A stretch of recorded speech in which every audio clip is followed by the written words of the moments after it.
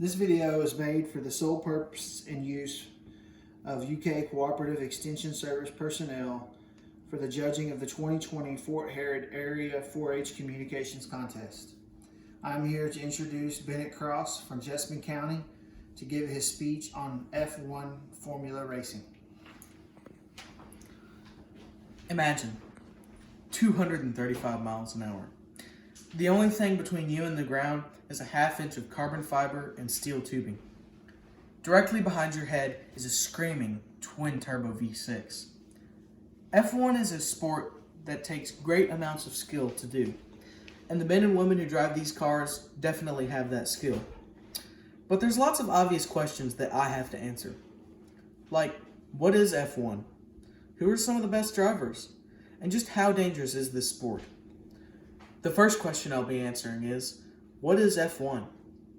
F1 is a European racing sport with many rules and regulations. And one of the most important, according to BBC, is that the race itself cannot exceed 2 hours unless it is red flagged, which means that it is stopped because of an accident or poor track conditions. F1 has a very long and complicated history. And when having a racing team for F1, manufacturers like Mercedes and Ferrari provide two drivers that race against each other on two separate teams. And all the cars are powered by the same 1.6 liter turbocharged V6 that makes 600 brake horsepower. But F1 isn't just about having the best drivers. In a championship, points are accumulated by driver's placement and what manufacturer got first place. This is especially prevalent in modern F1, with Mercedes at the top and Ferrari in a close second.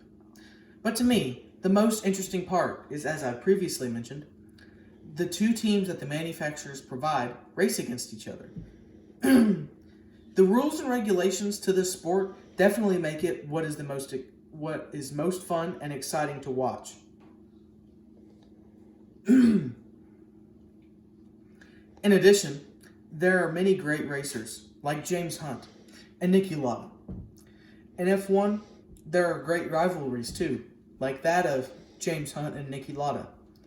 But some of these rivalries aren't actually rivalries. James Hunt and Niki Lauda's rivalry wasn't really a rivalry, and Niki himself said, "We respected each other very much." This shows that even though Niki Lauda and James Hunt were portrayed to be aggressive and in a rivalry against each other, they were more friendly to each other off the track. And early in Niki's career, he suffered a horrible wreck that would leave him permanently scarred, and it left the world in awe. His car exploded and he suffered many burn injuries.